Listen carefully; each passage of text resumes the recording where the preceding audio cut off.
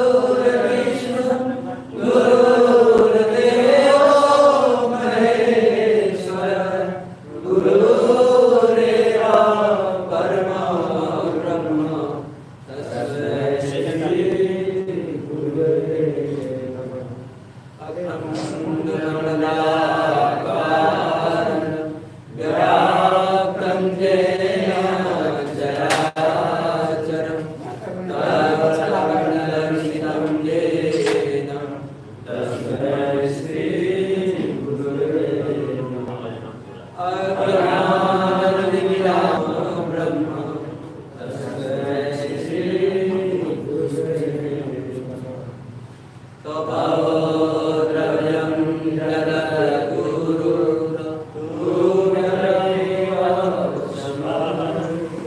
पिता बाबा की supreme command.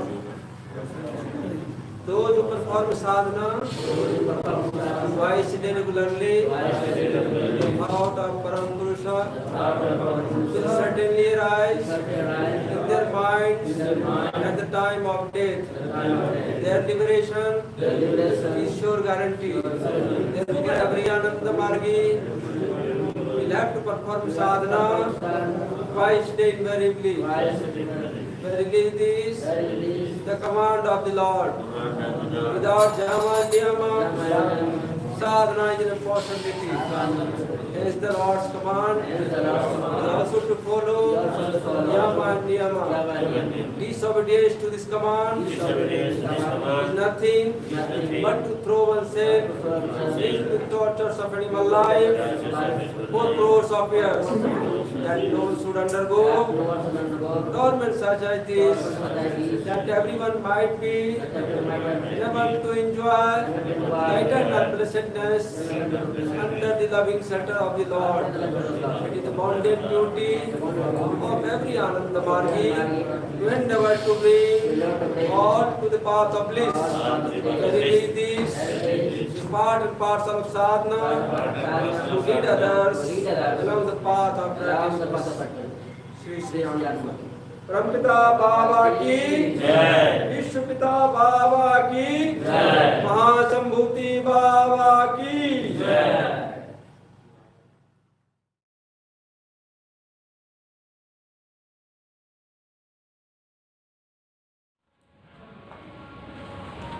नमस्कार।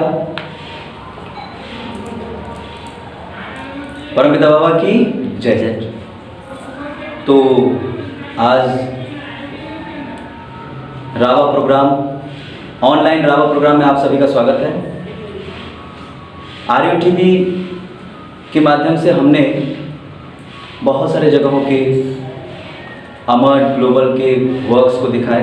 आज आर्य टीवी के माध्यम से रावा प्रोग्राम जो अभी जो डीएमएस होने वाला था, डीएमएस 29th, 30th और 31st मई 2020 को जो आनंद नगर में होने वाला था, आनंद नगर में अब इस वैश्विक महामारी के कारण क्या हुआ, हम लोग एकत्रित नहीं हो पा रहे हैं, एक जगह पे इकट्ठा नहीं हो सकते हैं, लॉकडाउन लग गया है। तो इस ग्लोबल एपिडेमिक के दौर में अब कहीं भी कितना भी बड़ा से बड़ा संकट आए, प्रॉब्लम होता है, लेकिन उपाय कोई ना कोई जरूर रहता है। तो हम लोगों ने सोचा कि क्यों ना सेंट्रल कमेटी ने एक राय लिया आपस में मिल करके कि क्यों ना हम लोग जो है मतलब जब सब कुछ ऑनलाइन हो रहा है तो हम लोग का जो डीएमएस भी है, ऐसे तो डीएमएस इसको नहीं बोलेंगे, ये एक संबोधन है, लेकिन फिर भी एक तरह से हम लोग को तो बहुत डीएमएस की तरफ फील आ रहा है। ये इतने दिनों से लगातार अमर्ट का काम चल रहा है, अमर्ट ग्लोबल का काम चल रहा है लगातार, हर एक इंडिया के हर एक कोने में, इंडिया ही नहीं पूरे वर्ल्ड के हर एक कोने में अमर्ट ग्लोबल का काम चल रहा है। तो एक तरह से डीएमएस की तरह ही लग रहा है। वो डीएमएस 3 दिन होता था, ये जो है लगातार 3 महीने तक, 3 दिन, और ये कहाँ 2 महीने से ऊपर हो गया, तीसरा महीना चल रहा है। तो ये एक तरह से डीएमएस की तरह ही है। तो आज रावा के इस कार्यक्रम में आज हम लोग देखेंगे अलग अलग जगहों से ये जो रावा का जो प्रोग्राम है, इस प्रोग्राम में बच्चे अपने अपने घरों में रह करके इन सभी अपने वीडियोज़ का रिकॉर्डिंग किए, उन अपने मतलब परिजनों के मदद की हेल्प से, जो है मतलब उनकी हेल्प से, अपने परिवार वालों की हेल्प से वीडियोज़ बनाए और ये वीडियोज़ फिर हमारे पास भेजे। हम लोग फिर उसको फिर एडिट किए, थोड़ा बहुत जो भी है मर्ज करके फिर उसको आप तक प्रेजेंट करने की कोशिश कर रहे हैं। तो देखते हैं अब ये कोशिश आपको कैसी लगती है। तो सबसे आज का सर्वप्रथम आज का सबसे पहला प्रोग्राम है तुम्ही यदि भालोबासो केन नहीं आसो काछे, प्रभात संगीत गायन। ये गायन प्रस्तुति दे रही है अनीशा कुमारी, बिहार के भभुआ भक्ति के भक्ति प्रधान श्री तापस जी की बेटी। सुपुत्री, श्री तापस जी की सुपुत्री अनिशा कुमारी, जो कि तुम्ही जदि भालोबासो केन नहीं आसो का छे बंगला प्रभात संगीत है, इस प्रभात संगीत का गायन करेंगे।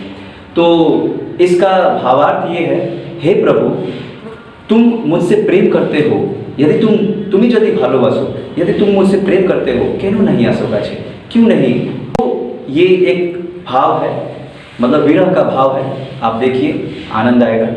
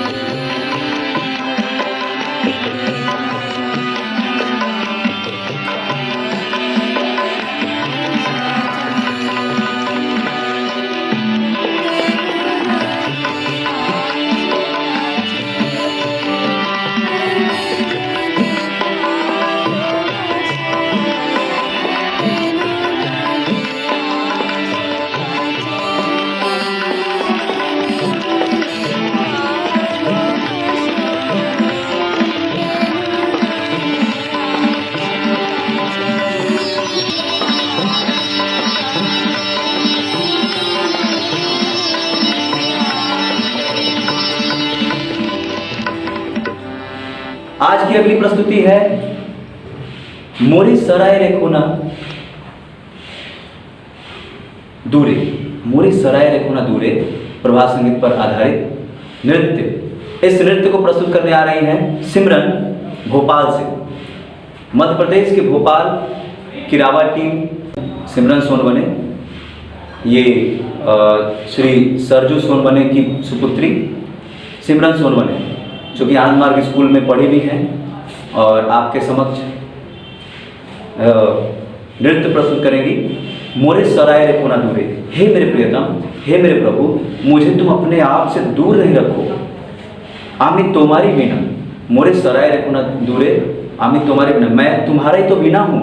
तुम्ही ने तो मुझे बनाया था, इतने गढ़ गढ़ के मुझे बनाया था, और मुझे तुम क्यों नहीं बजा रहे हो? मुझसे तुम क्यों नहीं काम ले रहे हो? मुझे क्यों दूर कर रहे हो? मुझे जरूर अपने पास रखो और मुझसे कुछ काम लो। आज इस वैश्विक महामारी के दौर में जो भी व्यक्ति, जो भी, चाहे वो अमर ग्लोबल के कार्यकर्ता हो या फिर कोई भी हो, आज जो भी कार्य कर रहा है, सेवा कर रहा है, जो भी मतलब पीड़ित लोगों की, पीड़ित मानवता की जो सेवा कर रहे हैं, एक क्या है, परम पुरुष उनसे काम ले रहे हैं।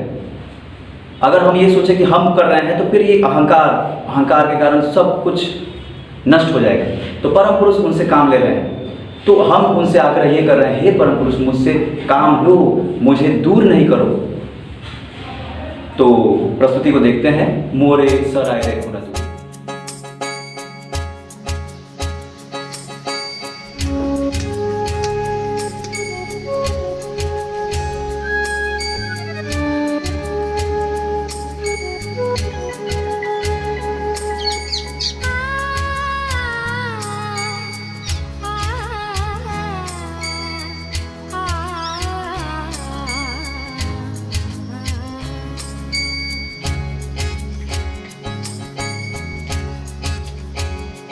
মোরে সরায় রেখো না দূরে, আমি তোমারই বিনা। মোরে সরায় রেখো না দূরে, আমি তোমারই বিনা। কঠিন ধাতব তারে গড়েছ মোরে, দেখিতে বাজিতে পারি কি না। মোরে সরায় রেখো না দূরে, আমি তোমারই বিনা।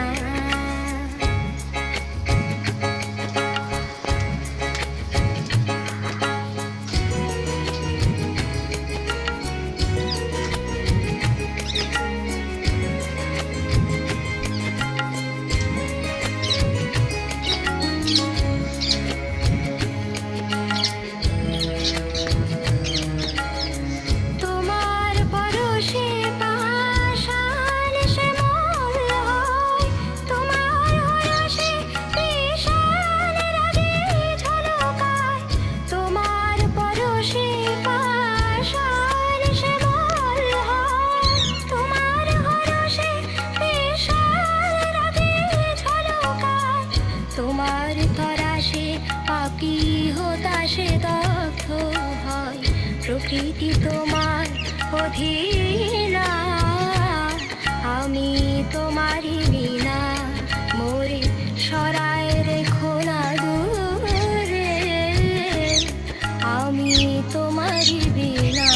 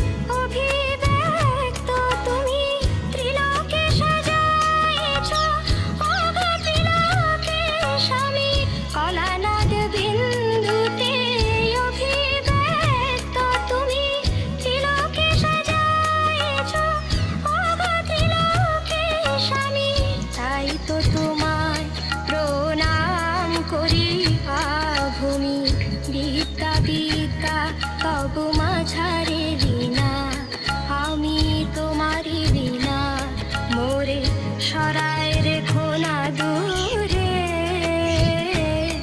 আমি তোমারি বিনা মোরে সরায় রেখো না দূরে আমি তোমারি বিনা কঠিন ধাতব তারে গড়েছ মোরে দেখিতে বাজিতে পারি কি না মোরে मेरे पास आ- সরায় না দূরে আমি তোমারি বিনা।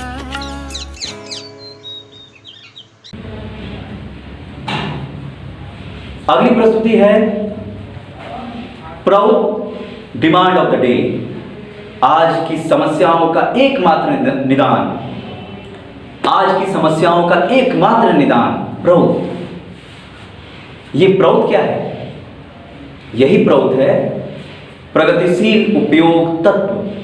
आज इतने पूरे विश्व ब्रह्मांड में, पूरे विश्व में, इस धरती पर जितने भी समस्याएं हैं उन सभी समस्याओं का निदान एकमात्र सिर्फ और सिर्फ प्राउड ही है। एकमात्र विकल्प प्राउड है। आज भोजन, वस्त्र, आवास, शिक्षा, चिकित्सा, जितने भी न्यूनतम आवश्यकताएं हैं, इन सभी न्यूनतम आवश्यकताओं की क्षतिपूर्ति हो ही नहीं पा रही है। लोग इतने कष्ट में हैं। अभी हम लोग देखें मजदूरों को अपने शहरों को छोड़ छोड़ करके गांव जाना पड़ा। मजदूर लोग को शहर में कितने, लॉकडाउन में कितने दिन तक अब शहरों में गुजारा कर सकता है? जो डेली कमाता है, डेली खाता है, ऐसे लोग शहर में रह करके क्या कर पाएंगे? तो ऐसे लोगों को, इन लोगों के लिए जो है हमें सरकार को कहीं ना कहीं, मतलब सरकार की कमी तो है ही, वैसे ये बात हम लोग को कहने का कोई ज़रूरत नहीं है, लेकिन फिर भी हमें जब तक ये प्राउड व्यवस्था लागू जब तक नहीं होगा तब तक ऐसी कमियां चलती ही रहेंगी। तो कमियों को दूर करना है। उन कमियों को दूर करने के लिए प्राउड व्यवस्था को जरूर लागू करना पड़ेगा। उसमें बताया गया है कि मिनिमम जो 5 बेसिक रिक्वायरमेंट्स हैं उन सभी रिक्वायरमेंट्स का क्षतिपूर्ति अवश्य होना चाहिए।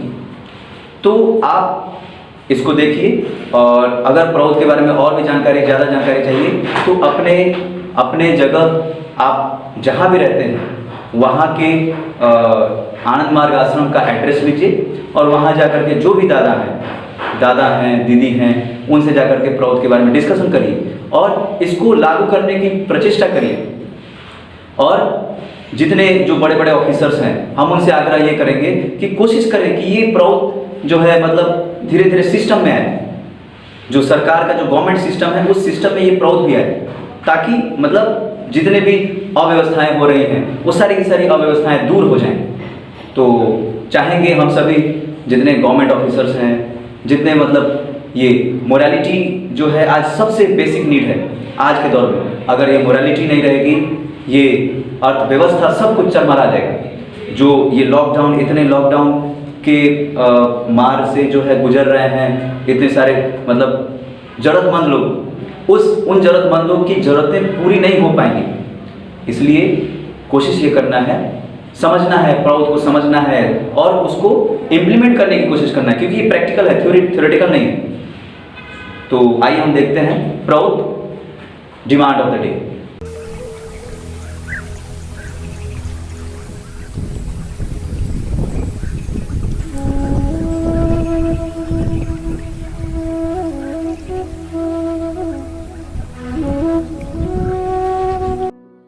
दीदी, पापा कब तक आएंगे?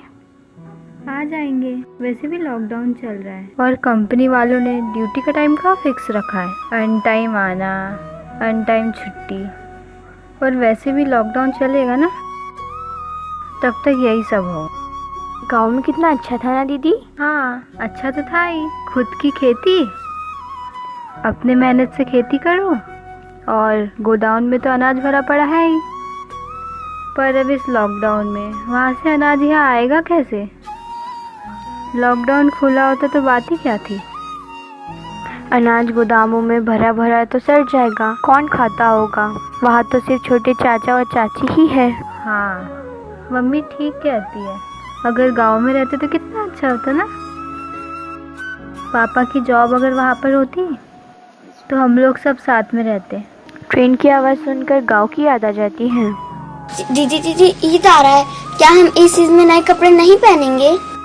कहाँ से पहनेंगे? तुम ही बताओ, क्या तुम देख नहीं रही कि इस लॉकडाउन में पापा ड्यूटी पर नहीं जा रहे हैं? वो तो गनीमत है कि पिछले साल के ये सूट बचे हुए हैं, थोड़े नीचे से खराब हो गए हैं, फिर मम्मी से भी ठीक करवा लेंगे। तुम्हारे पास तो सूट है भी, पर मेरे पास तुम्हारे ये सूट छोटे होते तो मुझे मिल जाते। अरे मेरी प्यारी बहना, अभी मुझे छोटे ही हो गए हैं, ये मैं अपने लिए थोड़ी ना निकाली थी, ये तो मैं तुम्हारे लिए निकाली थी। गाँव में कितना अच्छा है ना दीदी, अपने दादाजी के कपड़ों की दुकान जो है, ईद में तो कोई भी कपड़ा पहनते। पर क्या करे, इस लॉकडाउन में गाँव थोड़ी ना जा सकते हैं। पता है दीदी, जब आप आराम कर रहे थे, जब मकान मालिक आया था और बहुत चिल्ला भी रहा था और मम्मी को कह रहा था कि 2 महीने का किराया इस दिन बुधवार तक जमा कर देना। अरे काहे का मकान मालिक, झोपड़ी मालिक का, ना तो ढंग का घर है और ना ही पानी और बिजली की व्यवस्था। तो अपना गांव का घर था ना दीदी, कम से कम खुद का तो था। ठीक तो था ही, पढ़ाई के चक्कर पापा हमें यहाँ लेकर आ गए, यहाँ ईद की चिमनी जलाना पड़ रही है, झुकी झोपड़ी में रहना पड़ रहा है। मुझे तो दीदी कलेक्टर बनना है। तो बड़े बड़े ख्वाब देखने से होगा? पापा के पास इतने पैसे कहाँ है जो तुम्हें कलेक्टर की तैयारी करवा सके? हाँ, लेकिन एक काम जरूर हो सकता है, अगर तुम 98, 99 या 100% लेके आओ तो सरकार खुद तुम्हें स्कॉलरशिप देगी, जिससे तुम अपने आगे की पढ़ाई पूरी कर सकती हो।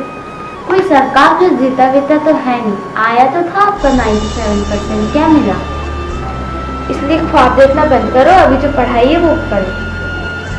क्या पढ़े, लॉकडाउन चल रहा है, सभी जगह ऑनलाइन क्लासेस चल रही हैं, अपने पास तो मोबाइल भी नहीं कि देख सकें। इससे बढ़िया तो गांव के सर जी थे, कम से कम उनके पास सब आते तो थे पढ़ने।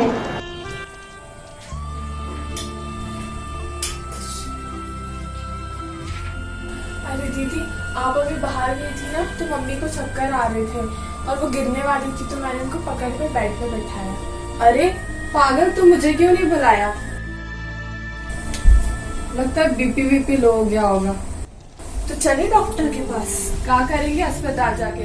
पिछली बार गए ना थे सरकारी अस्पताल, कोरोना करके अस्पताल में भर्ती ही नहीं कर रहा है, दूर आके भगा नहीं दिया था। देख ना रहे हो प्राइवेट अस्पताल में कितना हाई फाई रेट हो गया है। इससे अच्छे तो गाँव के वैद्य जी थे, है ना दीदी? हाँ, कम से कम पैसे में इलाज तो हो जाता था। बताओ भैया, इस परिस्थिति के उपाय कोई है ना? बिल्कुल है। अरे भैया, ये मजदूरन का पैदल जात देख बड़ा दुख होता है। अरे क्या करेगा मजदूर लोग शहर में रहकर? ये लॉकडाउन में अच्छा है कि घर पर गांव में जाकर अपना खेती गृहस्थी करेगा। शहर में रहला सब का फायदा है? ये गवर्नमेंट सिस्टम में गवर्नमेंट के भरोसे बैठला से कोई फायदा नहीं है। गवर्नमेंट थोड़े कुछ करेगा ये लोग। सरकार इतना उपाय लगा रहे, लॉकडाउन में इतना लगा रहे, लेकिन कुछ नहीं हो पा रहे। अरे भाई, सरकार के ये सब सारा थ्योरी प्रैक्टिकली थोड़े ना इम्प्लीमेंट होने पा रहा है। तो भैया कोई तो उपाय होगा, है ना सर? सभी समस्या का निदान है, प्रौथ है सर, ठीक ना? प्रौथ ही एक पूरा समस्या का निदान है धरती पर, ठीक ना? ये गवर्नमेंट सिस्टम से कुछ नहीं होने जा रहा है, फोक्सी है सब, ठीक है? डुगी ड्रामा है, नहीं कुछ होगा ये लोग से। प्रौथ आने दीजिए, सब होगा। ये प्रौथ क्या होता है? प्रौथ माने है सर प्रगतिशील उपयोगी तत्व। जितना भी धरती पर समस्या है, इसका सारा समाधान इसमें है। अब इसका जितना भी थ्योरी है, इसको प्रैक्टिकली इसमें लागू किया जा सकता है अपना पूरा समस्या का व्यवस्था में। प्रौथ का जो व्यवस्था है, इसका जो सिद्धांत है, वो देश काल पात्र के अनुसार सभी जगहों में लागू हो जाता है।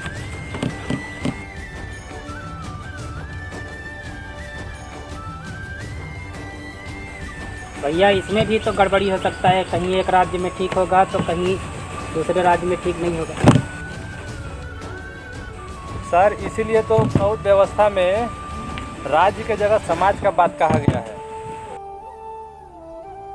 इसीलिए सर, इसमें प्रौथ में जियोग्राफिकल फीचर के अनुसार सोशियो इकोनॉमिक यूनिट बनाया गया है। जानते हैं सर, भारत में 44 गो इसी तरह समाज बना है। और जानते हैं सर, ये व्यवस्था में सबसे बढ़िया बात क्या है कि इसमें गांव के लोगों को गांव में ही सारा व्यवस्था, न्यूनतम व्यवस्था है सर, उसका सब पूर्ति हो जाएगा। ठीक ना? जो भी है, अन्न, वस्त्र, शिक्षा, चिकित्सा सब मिलेगा उन लोग को। रोजगार का भी इसमें सब पूरा प्रावधान है। इसमें किसी को अपने समाज से शहर में जाने का जरूरत नहीं पड़ेगा। यहाँ पर सभी को प्रवृत्ति के अनुसार सब वहीं पे लोकल में व्यवस्था सारा मिलेगा। तब तो बढ़िया है भाई, और कुछ इसके बारे में बताइए। और डिटेल में जानकारी चाहिए तो आप आनंद मार्ग स्कूल में पहुँचिए, वहाँ पे दादाजी लोग सब डिटेल बताएंगे। कौन सर? इसमें सब आपको साधना, ध्यान, सब समाज में कैसे रहना है, उठना है, बैठना है, लोगों के बीच में रहना है, सब A to Z आपको सिखाया जाएगा इसमें। वैसे तो बात है, कुछ समझ में आ ही गया है। सारे समस्याओं का निदान।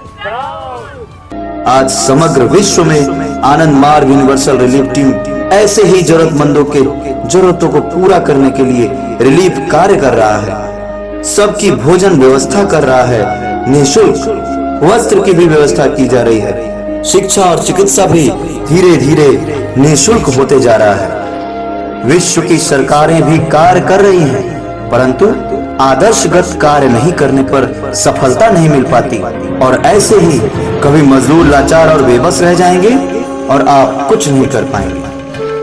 आज जरूरत है प्राउड दर्शन को अपनाने की, जो कि इस युग के महान दार्शनिक युग प्रणेता श्री प्रभात रंजन सरकार के द्वारा दी गई है। इसका पहला सिद्धांत लगभग पूरे विश्व में लागू होने को ही, जिससे कि आज हर वर्ग की न्यूनतम आवश्यकताएं निःशुल्क उपलब्ध होंगी। इसके लिए इस युग संधि काल में अच्छे लोगों को एकजुट होकर काम करना ही होगा, तब समाज की अग्रगति हो सकती है। आज के लिए इतना ही। हम लोग फिर कल मिलेंगे। कल फिर इन्हीं ये सब जो गायन, नृत्य और कल की भी प्रस्तुति अच्छी है, सामाजिक जो गया है, तो कल भी आप लोग देखिए, बहुत ही अच्छा लगेगा। और अभी पीपी दादा का प्रवचन का समय हो गया है। पीपी दादा का प्रवचन इसके जस्ट बाद अभी प्रेजेंट किया जाएगा, तो आप देखिए इसको और हम लोग फिर कल मिलेंगे। धन्यवाद।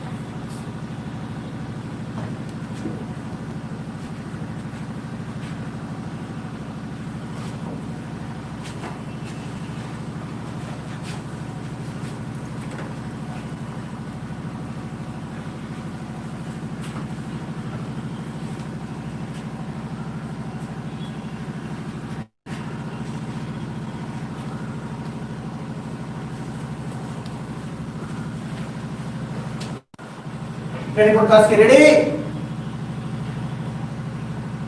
हिल हिल बाबा नाम बाबा के बलम बाबा नाम बाबा के बलम बाबा नाम बाबा बाबा नाम बाबा के बलम बाबा नाम बाबा के बलम बाबा नाम बाबा के बलम बाबा नाम बाबा बाबा नाम बाबा केवलम हट रेडी फॉर काम रेडी 2 3 जंप ता ता दिन ता बाबा नाम केवलम बाबा नाम लीलम बाबा नाम लीलम बाबा नाम लीलम बाबा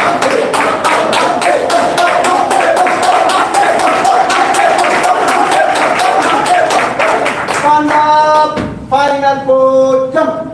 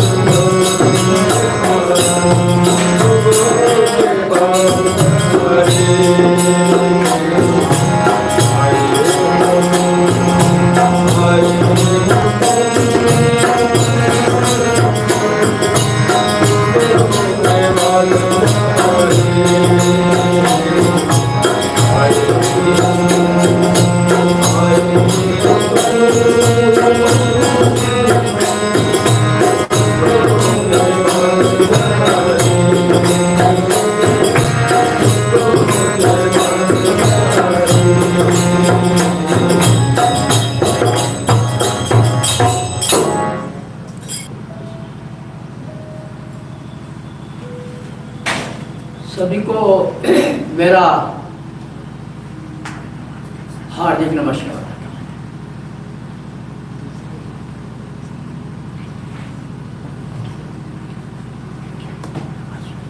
विषय है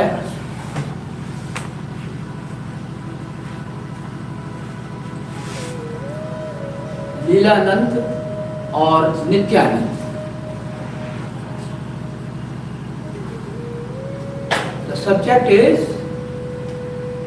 लीलानंद and नित्यानंद।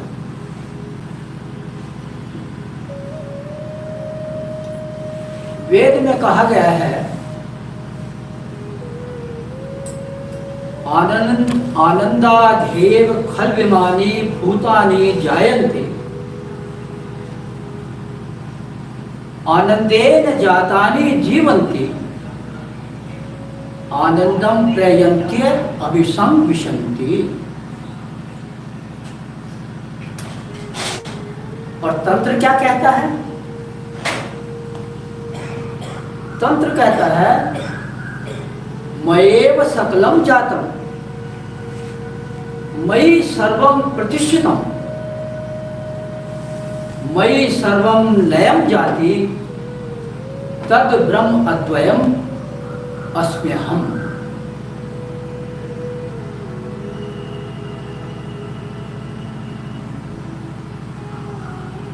सृष्टि, स्थिति और लय ये शाश्वत नियम है। Creation, preservation and destruction.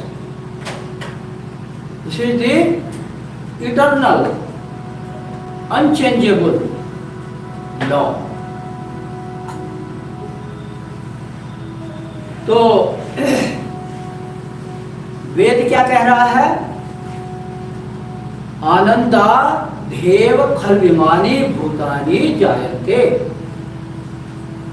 ये जो कुछ भी सृष्टि में है, सब चीज, सब वस्तु, सब सत्ताएं, स्थूल, सूक्ष्म, अति सूक्ष्म, जितनी भी चीजें हैं, वस्तुएं हैं, सबकी उत्पत्ति आनंद से हुई है।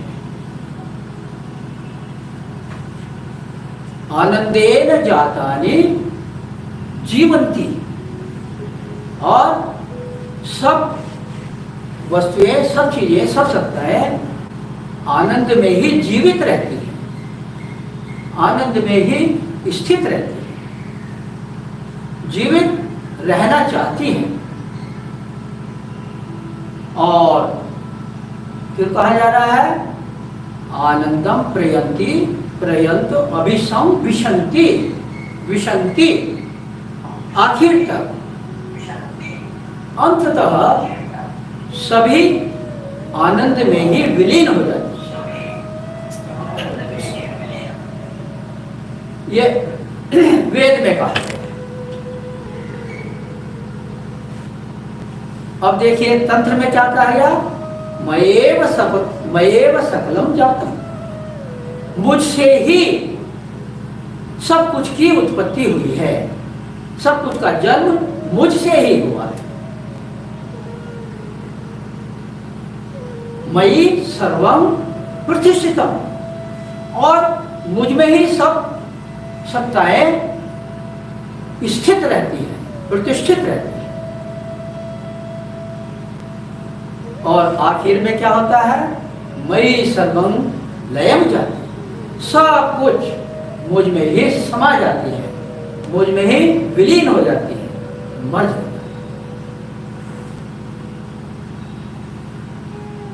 So Vedas say that everything, crude, subtle, psychic, suprapsychic, everything is born out of Anandam, bliss. And everything remains, sustains in Anandam. Everything lives in Anandam. And finally, everything merges in Anandam. And Tantra says, Mayi Sakalam Layam Jat. Mayi Sakalam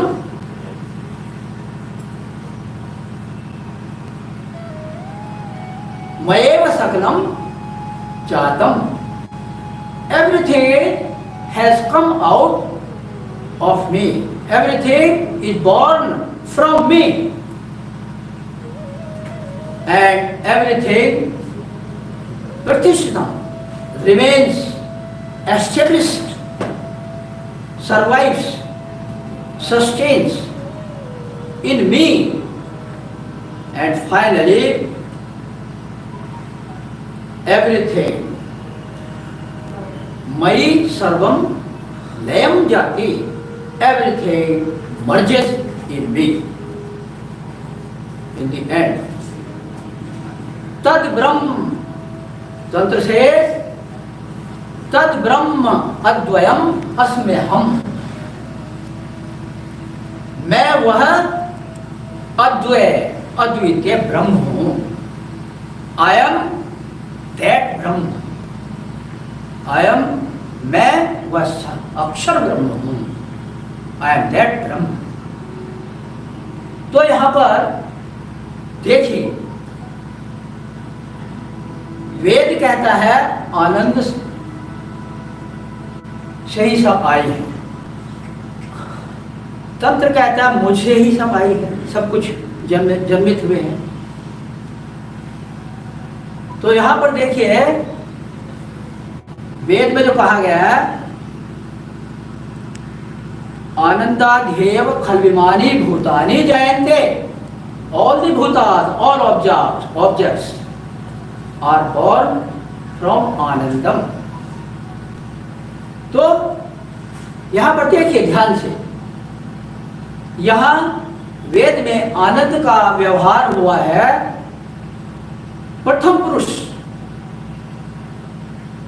third person, और तंत्र में क्या हो गया, मयेव, मुझ में ही, उत्तम पुरुष, फर्स्ट पर्सन। तो क्या हुआ कि फर्स्ट पर्सन, प्रथम पुरुष, वेद का प्रथम पुरुष, तंत्र का उत्तम पुरुष हो गया। अर्थात जो दूर के ब्रह्म थे, वेद के जो ज्ञान के ब्रह्म थे, वो नजदीक आ गए। नहीं, मुझसे ही सबकी उत्पत्ति हुई है, नजदीक आ गए। अर्थात वेद का ज्ञान व्यवहार में आ गया, यही अंतर। वेद ज्ञानात्मक है, तंत्र व्यवहारात्मक है। I said that the word Anandam, bliss, has been used in third person. So here the theoretical knowledge, Ved is theoretical knowledge, it has converted into practical knowledge. Tantra says, from me and I am that Brahman. This is first person.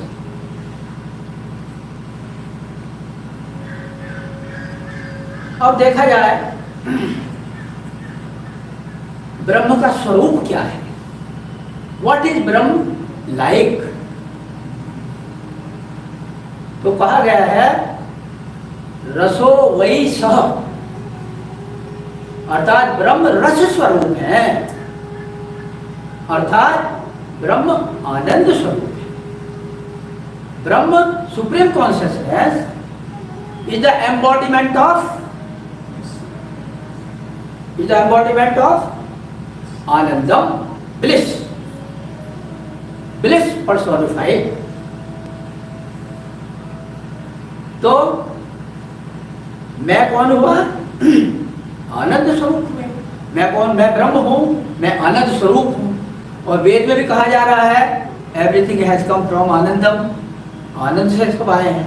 तो दोनों का अर्थ तो एक ही होगा, हो गए। दोनों का जो भाव है, जो वेद कहता है और जो तंत्र कहता है, भाव तो एक ही हो गया है, एक ही है, एक ही है। लेकिन यहां पर वेद की व्यवहारिकता, द प्रैक्टिकलिटी ऑफ तंत्र is clear. So Tantra is more practical. Tantra is practical. Ved is theoretical knowledge.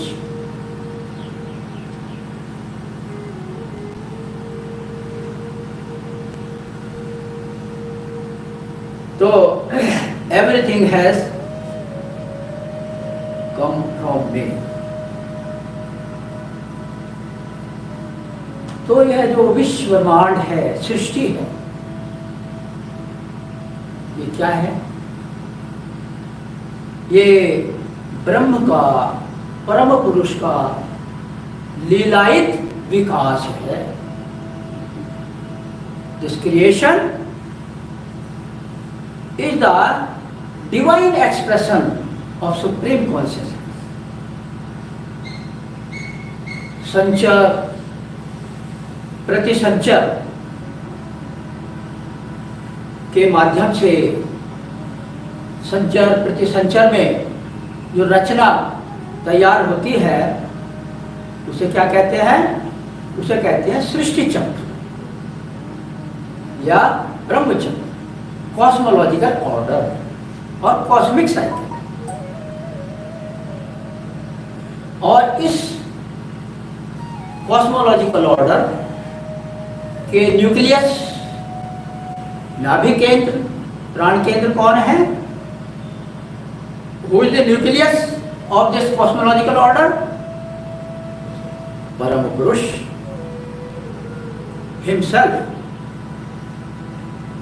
तो जब परम पुरुष व ब्रह्म इस सृष्टि चक्र के न्यूक्लियस पर, प्राण केंद्र पर अवस्थित होते हैं, अवस्थित रहते हैं, तो उस सत्ता को दर्शन में पुरुषोत्तम के नाम से जाना जाता है. अर्थात पुरुषोत्तम हो गए परम पुरुष, परम पुरुष हो गए पुरुषोत्तम. तो पुरुषोत्तम और परम पुरुष एक ही बात है. परम पुरुष at the hub, at the nucleus of cosmological order is in philosophy known as Purushottama.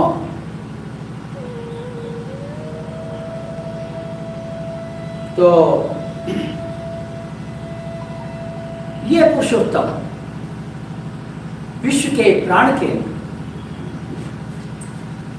अपनी इच्छा के अनुसार, अपनी कल्पना के अनुसार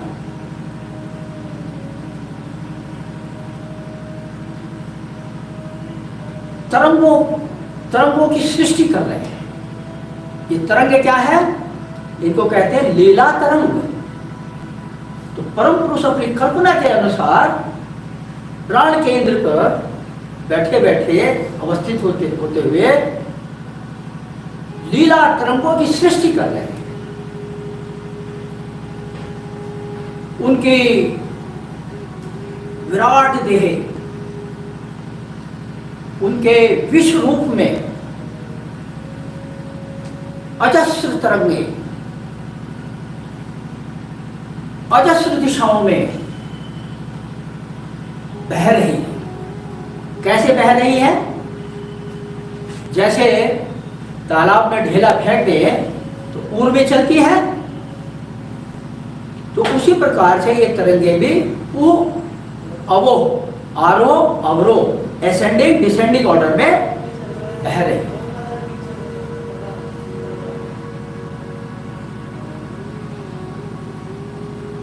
So the countless waves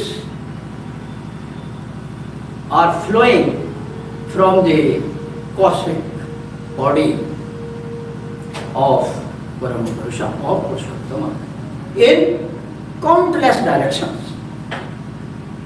in ascending and descending order. तो ये जो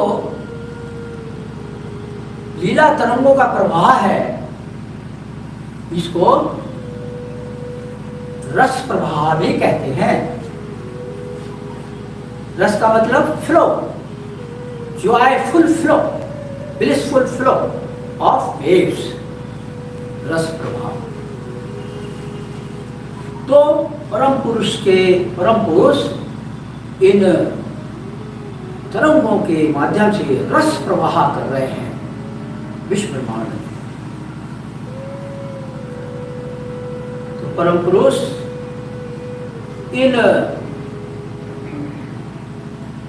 तरंग समूहों को लेकर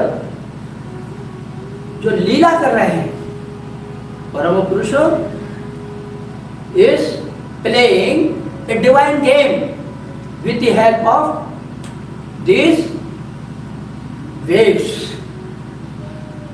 cosmic waves. Is playing the divine game. इसी को कहते हैं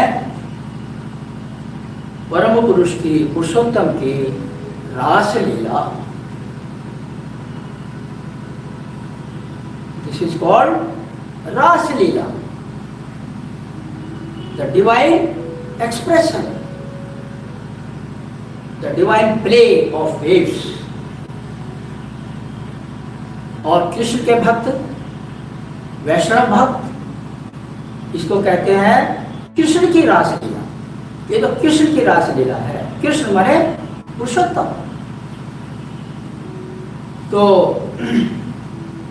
तो क्या हो रहा है कि यह जो प्रपंच जगत निर्मित हुआ,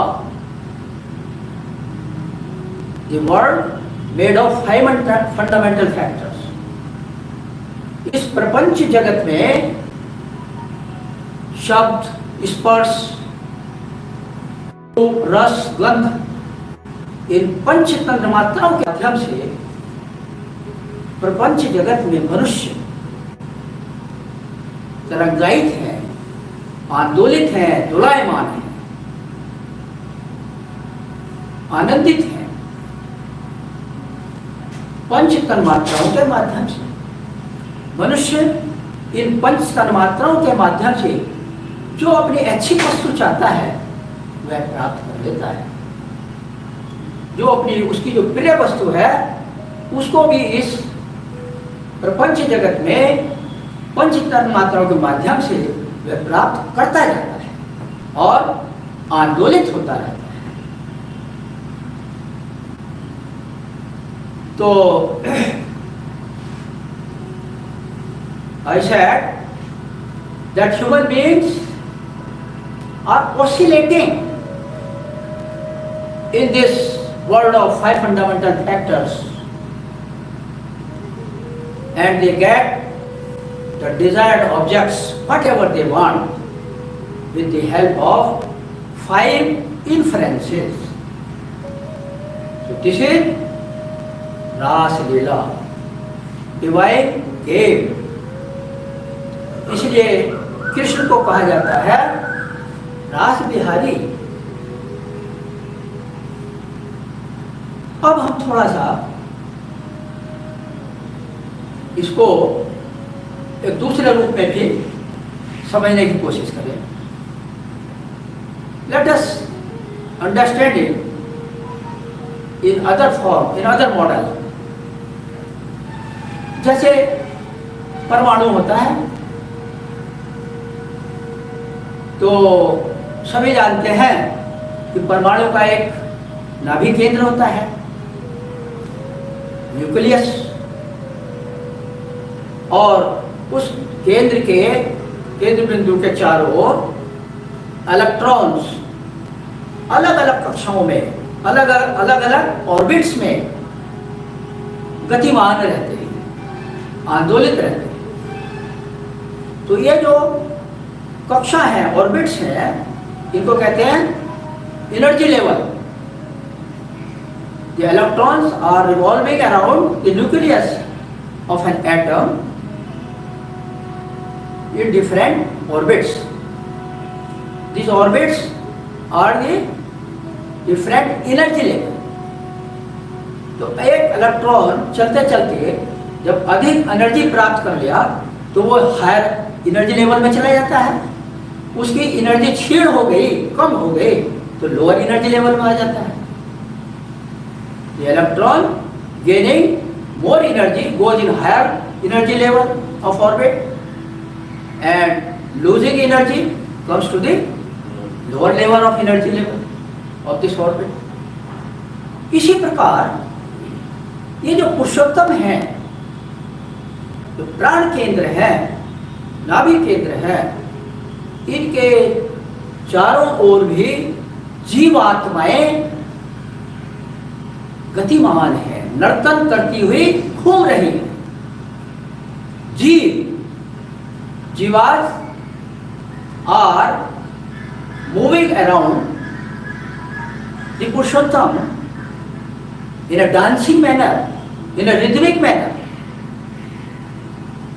अब ये जो जीव हैं, इनकी स्थिति, position, what is the position of the jivas, कि जो केंद्र से पुरुषोत्तम से बाहर की ओर है, दूर की ओर है, परिधि की ओर है। Jivas away from Purushottam, from nucleus towards the periphery. What are those jivas? They are, वो ऐसे हैं, वो ऐसे जीव हैं जिनकी चेतना बहुत कम विकसित है, अल्प विकसित है। जैसे तृण, घास, झाड़ी, पेड़ पौधे, ये सब इनमें चेतना है, परंतु इनकी चेतना और कम विकसित है, इसलिए परम पुरुष से मैक्सिमम दूरी पर है। So away from the Purushottam towards the periphery are those jivas who have least conscious level, like grass, bushes, plants and trees. इसके बाद पुरुषोत्तम की तरफ जो जीव हैं वे कौन है? पुरुषोत्तम के निकट आ गए, बाहर से अंदर की ओर आ रहे हैं, और केंद्र से परिधि की ओर का जो डिस्टेंस है उसको क्या बोलते हैं? व्यासार्ध, रेडियस। तो रेडियस की दूरी कम हो रही है, नजदीक आ रहे हैं। तो ये कौन से जीव हैं? जिनकी चेतना, लेवल ऑफ कॉन्शियसनेस कुछ अधिक विकसित है, अधिक विकसित है, whose conscious level is more developed, and they are, ये क्या है? जीव जंतु, animals, dogs, cats, like this, and lowest category of जीवास, reptiles, सरीसृप जंतु, और मंकी, ये सब।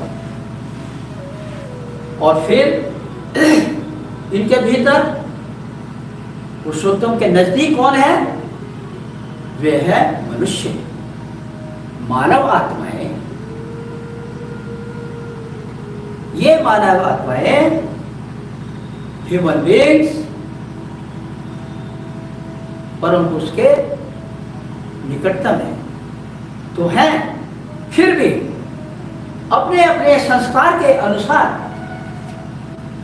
वो इस व्यासार्ध पर, रेडियस पर अपनी अलग अलग दूरी बनाए हुए दोलायमान है, आंदोलित है। So the human beings are near Purushottama, but they also, according to the sanskaras, they maintain a distance on the radius according to their sanskaras, and they are also oscillating around Purushottama. ये एक मॉडल है। तो ये जो जीवान हैं बाहर से अंदर आ रहे हैं, पेरिफेरी से, परिधि से पुरुषोत्तम की तरफ इनका भ्रमण है, यात्रा है। वो क्यों हो रहा है? What is the cause behind this? इसके पीछे क्या कारण है? इसके पीछे कारण है कि बृहद का आकर्षण, ये जो पुरुषोत्तम है बृहद सत्ता है, ये सभी जीवों को अपनी ओर आकर्षित करती रहती है हमेशा। इसे कहते हैं attraction of the great. So due to this attraction of the great, these individual jivas, souls, they undergo clash and cohesion, संघर्ष और समिति। और इस प्रकार संघर्ष करते करते उनकी चेतना का लेवल अधिक होता रहता है और परम पुरुष के नजदीक आते रहते हैं। तो इसी क्रम में मनुष्य का चेतना level, the level of the conscious level of human beings is highest, so they are near to Purushottam, very near. Still according to sanskara, according to their reactive momentum, they also maintain different distance along the radius. यही है, ये भी उनकी लीला विलास, परम पुरुष का जो सृष्टि विकास, यह जो लीला विलास है उसी का अंग है।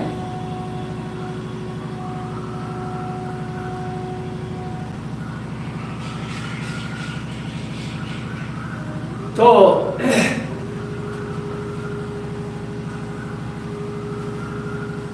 ब्रह्म लीला तरंगों से जो यह एक रूप सागर, रसा अमृत सिंधु निर्मित हुआ है, यह क्या है? ब्रह्म लीला तरंगों से ये जो एक रूप सागर, रसा अमृत सिंधु, यह क्या है? यह है परम पुरुष का नांदनिक अभिप्रकाश।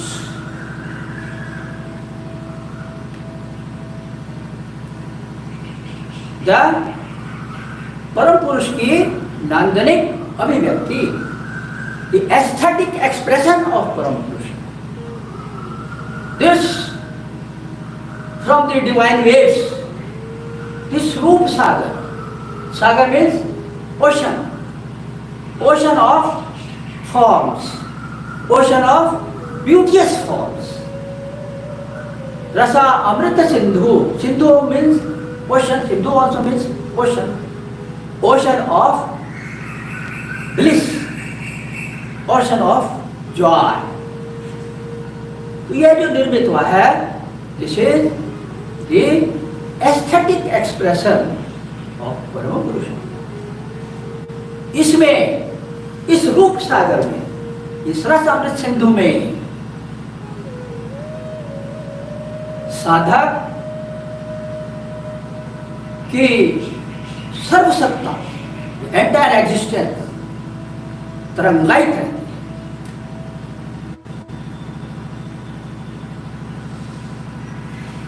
फलस्वरूप साधक, ह्यूमन बीइंग्स, साधक नाचता है, गाता है, हंसता है, रोता है। ये सब हो रहा है। क्यों हो रहा है? कि वह इस रूप सागर परम पुरुष के रासलीला में तरंगायित है। The entire existence of sadhak is vibrated from the vibrations of cosmic dance.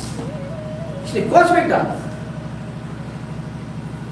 So the sadhak is vibrated from this cosmic dance, from the divine, the waves of divine play.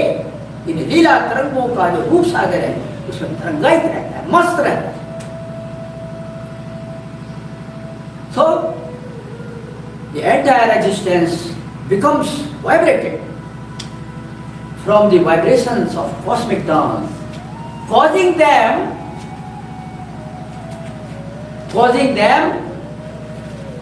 to dance, burst out in laughter, tears, singing. This is the magic of this aesthetic world. तो अब यहाँ क्या होता है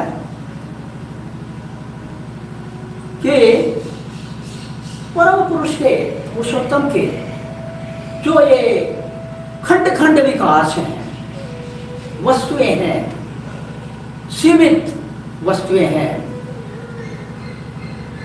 limited expression जिनका है, इनको कहते हैं खंड वस्तु।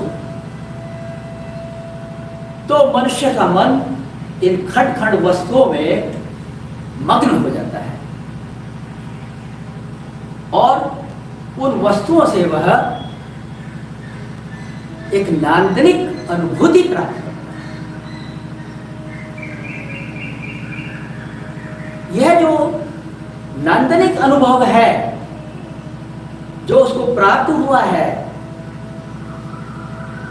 तन मात्राओं के माध्यम से, जो खंड वस्तुओं से जो वह अनुभव कर रहा है, एक्सपीरियंस कर रहा है, that bliss, that nandanik bliss, aesthetic bliss,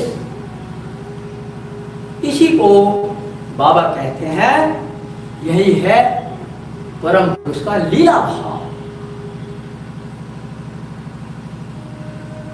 तो साधक के मन में इस लीला भाव की अनुभूति, एक्सपीरियंस, फीलिंग जिस आनंद के रूप में होती है, उस आनंद को ही कहा गया है लीलानंद।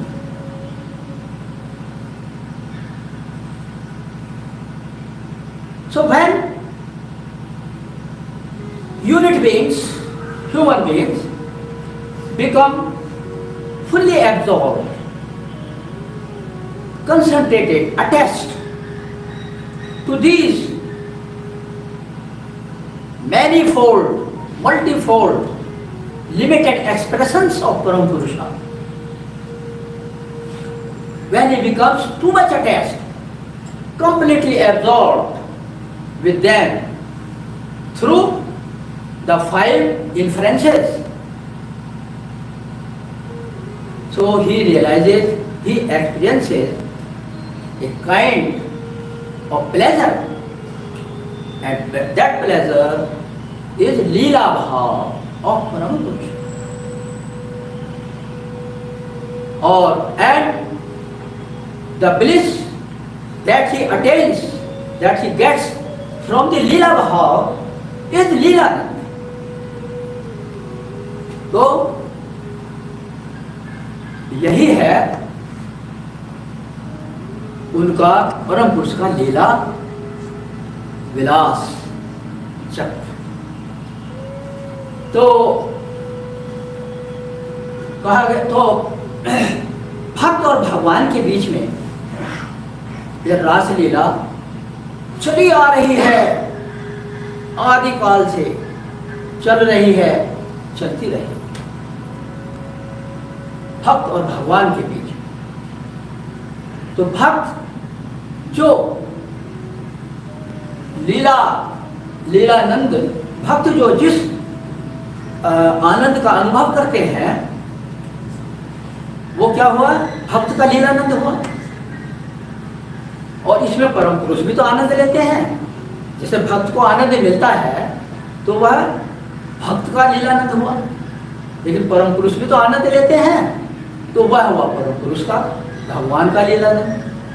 लेकिन यहाँ पर एक प्रश्न होता है, इंटेलेक्चुअल लोग प्रश्न उठाते हैं, भाई ये लीलानंद तो ठीक है, पर हु एंजॉयज मोर?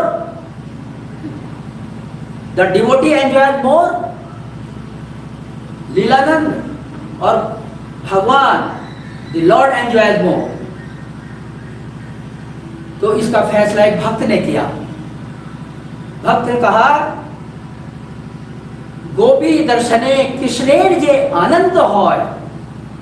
क्या कहा? गोपी दर्शने कृष्णेर जे आनंद होय, तदुपेक्षा कोटि गुण गोपी आस्वाद। That is, gopi means devotees. Devotees enjoy koti gun, millions and millions times more anand than Bhagwan, than the Lord. तो यहाँ पर भक्त ये तो फायदे में है भगवान से। तो अब क्या होता है, ये जो लीला विकास है लीलानंद का, आनंद लेते लेते नाचते नाचते, इसमें कोई इससे दूर जाना नहीं चाहता है। Nobody wants to leave this aesthetic world, this Leelamaya world of Param Purusha. If you ask very old person, you have become very old, don't like to die? He will say, let me enjoy more, still more, something more. So, jivas, unit beings, they do not want to leave this world of Leelanand. The world full of blissful Leela. लेकिन सृष्टि स्थिति लय, एक दिन तो जाना ही सबको। तो कहाँ जाएंगे इसके बाद? तो जो पुरुषोत्तम है, इनका स्वरूप क्या है? What is the stance of Purushottama? The stance of Purushottama is Leela Bhav, which is eternal and unchanging. तो फाइनली क्या होता है? अंततः all jivas they merge into the, where they get united with Purushottama. They get a bliss from the Leela Bhav of Purushottama. And that bliss is called Nityananda. तो ये जो नित्यानंद है, इसी में सब मर्ज कर जाते हैं। तो कहा गया आनंद, वेद में आनंदाधेव खल विमानी भूतानी जायन्ते, इसमें आनंद बढ़ाया है। तो कहना उचित होगा कि सभी चीजों की उत्पत्ति नित्यानंद से हुई है और लीलानंद में स्थित रहते हैं और नित्यानंद में ही मर्ज कर जाते हैं। Everything comes from Nityanand, remains in Leelanand and merges in Nityananda.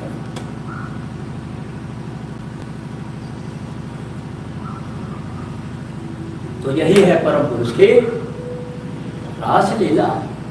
लीला इसलिए लीलानंद और नित्यानंद।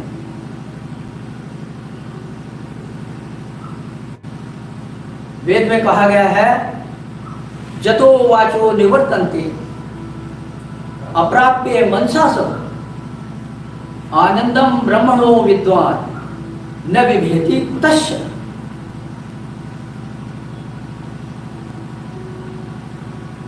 जतो वाचो निवर्तन्ते, जिसको भाषा अभिव्यक्त नहीं कर सकती है, that can not be expressed in words और लैंग्वेज, अप्राप्य मनसा सह, और जिनको माइंड ग्रहण नहीं कर सकता है। Mind can not, unit mind can not perceive beyond the perception of unit mind. तो समझो, विद्वान रियलाइज सोल्स कहते हैं, समझो वही ब्रह्म है। आनंदम ब्रह्मणो विद्वान, जिनको उस ब्लिसफुल ब्रह्म, आनंद रूपी ब्रह्म की अनुभूति हो गई है,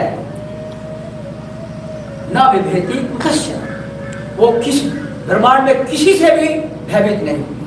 It does not fear from anything in the universe. इसलिए आज दुनिया के लोग बेचैन हैं। इसलिए बड़े बड़े लोग जिनके पास बहुत पैसा है, किसी चीज की कमी नहीं है, लेकिन जो महामारी चल रही है this pandemic, the people are restless. And some are confused. What will happen? What will happen? But the spiritual aspirants, according to Veda, do not fear from anything. Let it be COVID-19, let it be COVID-100, or anything. So, we should not fear. Who fears? किसको भय लगता है? जो अच्छे बुरे कर्म करता है, अच्छा आचरण नहीं करता है, अच्छा पवित्र भोजन नहीं करता है, वही जो है प्रकृति का ग्रास बनता है। One who moves with purity, who eats scented food, does sadhana, bhajan, kirtan, become one with God and doing kirtana. क्या करेगा? इस लीला नंद में साधक भक्त लोग क्या करते हैं?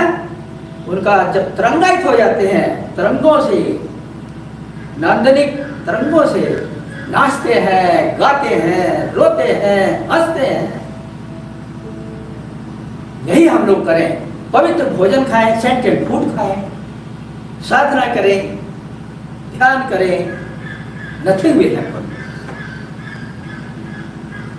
Nothing will happen, there is nothing to worry. तो यह जो लीलामय जगत है, इसमें हम क्या है? साधक मुसाफिर हैं। मुसाफिर मीन्स ट्रैवलर। तो इस मुसाफिर को हमेशा आगे बढ़ते जाना है। आगे बढ़ने का मतलब क्या है? Advancing, moving forward means moving towards supreme destination, the destination, अपने गंतव्य की ओर। वो गंतव्य क्या है? हमारे प्रिय बिलवेड पुरुषोत्तम, उनकी तरफ हमको साधकों को कॉन्स्टेंटली बढ़ते जाना है। अंधकार में टटोलना नहीं है। अर्थात जो निगेटिव चीजें हैं, निगेटिव नकारात्मक,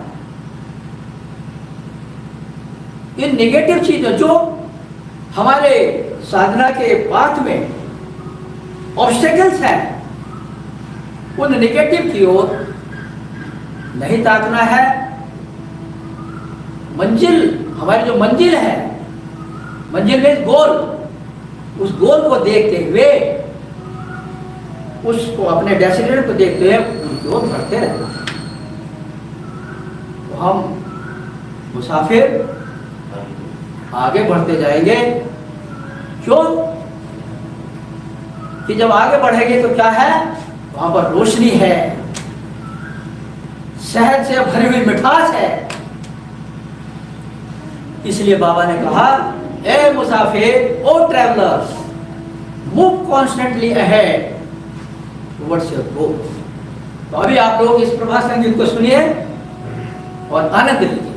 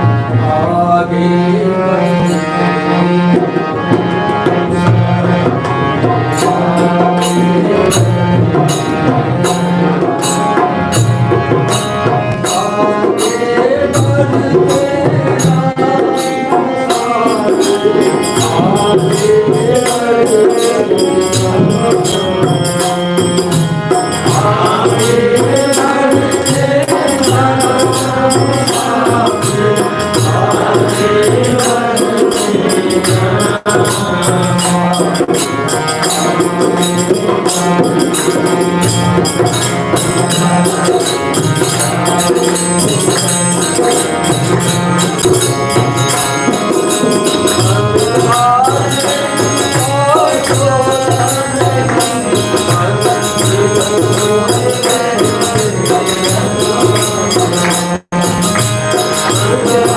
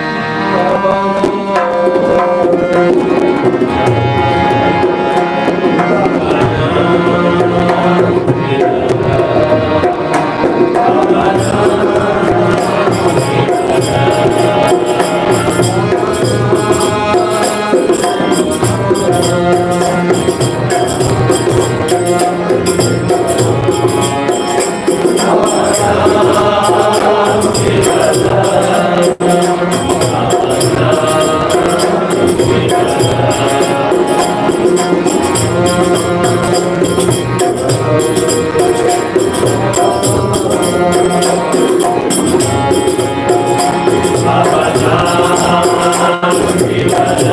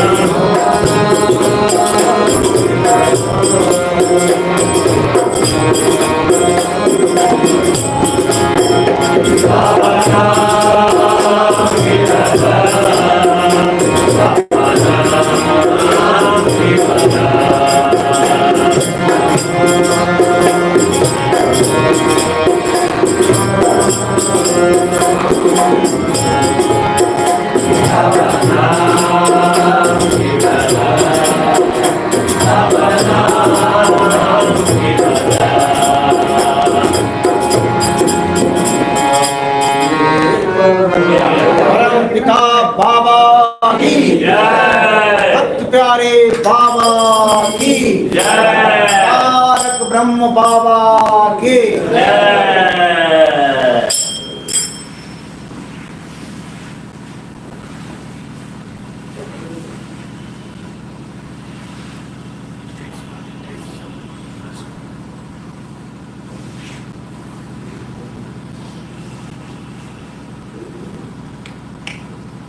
Thanks to all the viewers. Thanks Public Relation Department of Anand Market Selection.